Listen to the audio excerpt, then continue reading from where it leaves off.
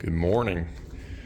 I'm gonna go do a walkthrough of the new 03 Cobra that I just picked up this morning, and kind of go through some of the crazy childlike modifications that have been done to this.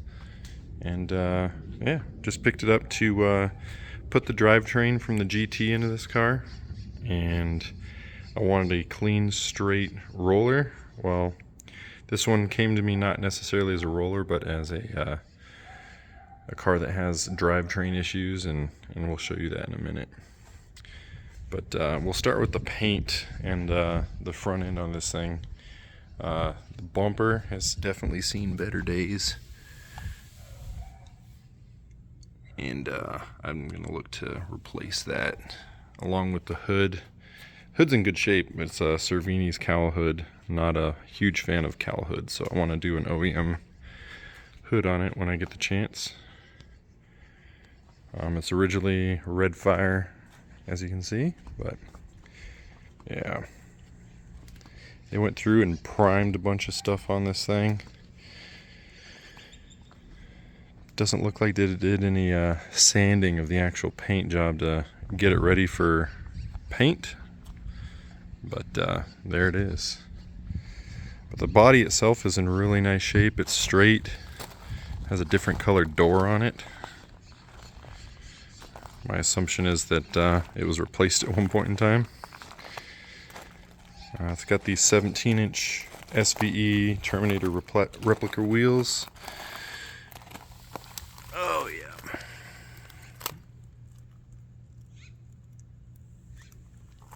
Along with the deep dish ones in the back.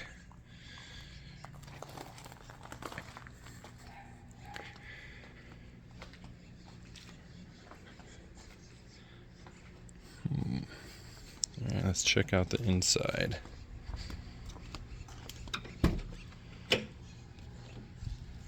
So this thing's got some mileage on it.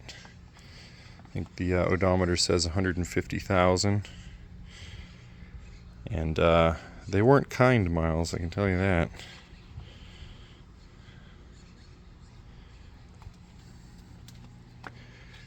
Yeah, the seats are pretty trashed.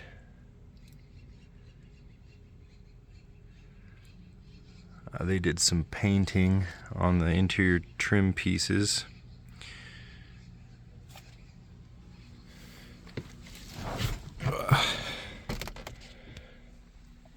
Paint here as well. Probably looks better on camera than it does in person, but it's not the worst thing I've ever seen, but it's pretty close. Looks like a teenager got a hold of this thing. Yeah, the door panels in the trunk, like I said, it looks like they replaced the door at one point, and this one looks like it had a tan interior.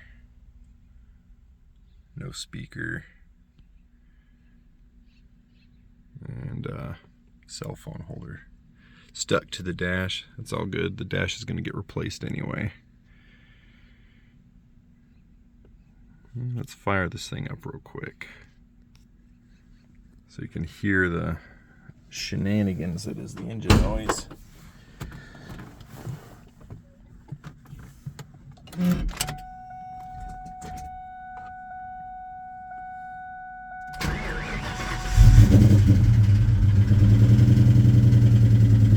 It's got a really bad misfire.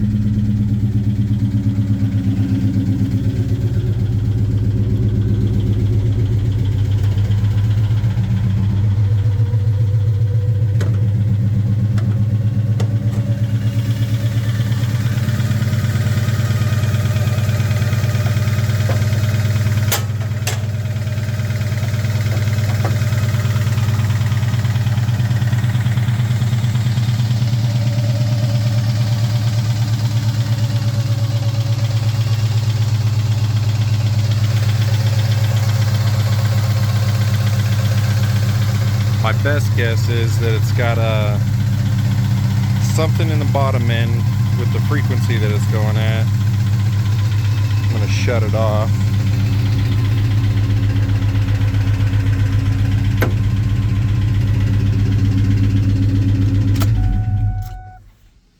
Sounds like a bottom end issue. and with the sound on it. And the way this thing turns over, I'm thinking it's either a rod bearing or some piston slap in there. So it'll be a good thing to pull apart, put new components in there, rebuild the motor, make it last a while. But basically I want to get this thing built back to where it's a good, nice, reliable motor.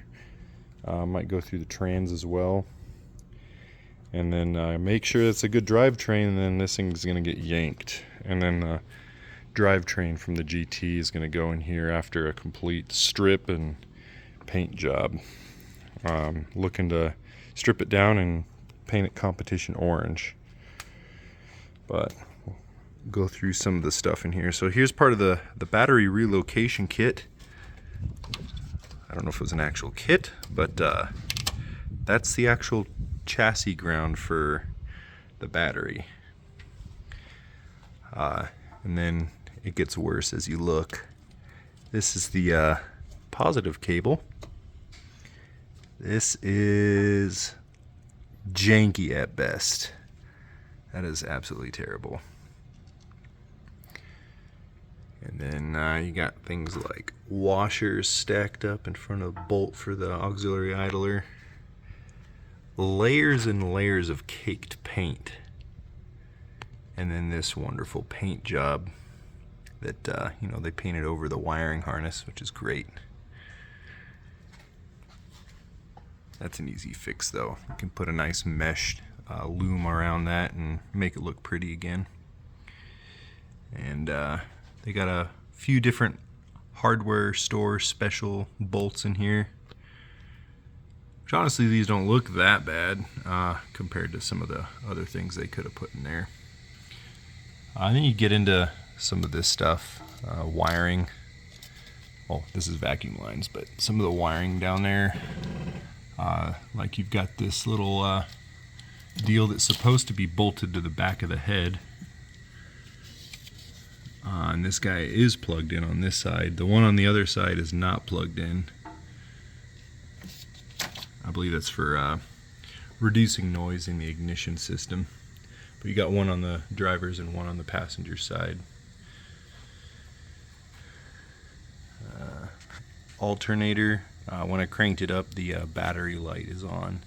So my assumption is the alternator is no good, which it's whatever. I've got a couple spare AutoZone ones sitting around somewhere. The tanks look decent. Again, with some of the you probably can't see it from here very well, but some more hardware store replacement hardware.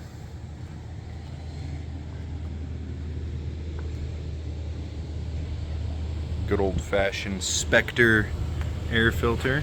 It's high performance right there. You got bolts and random crap shoved into the intake. There's that piece there that's just not plugged in on the driver's side. It's also not bolted to the back of the head. Still has factory caster camber plates. This thing's been worked on a bunch of times. You can see people just beating the crap out of the paint, which is all good because that'll get sanded all the way down to primer and repainted anyway.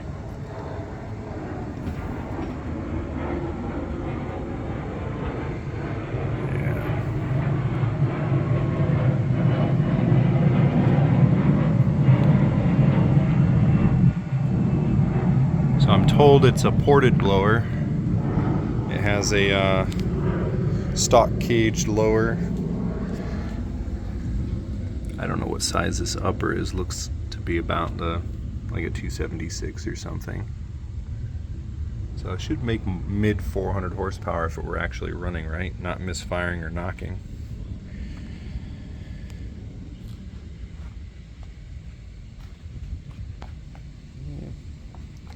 Move around to the trunk.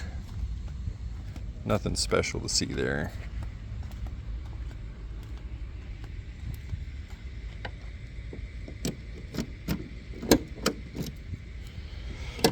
course, you have your broken third taillight. Typical. Here's the door trim that I was talking about earlier. And then here you go, you got your nice battery that's zip tied to a tray that's suspiciously mounted or not mounted to the floor of the car. The Mach 460 is wonderfully strapped in place. Yep. It's an interesting way to go about it, but hey, do what you got to do in a pinch, I suppose.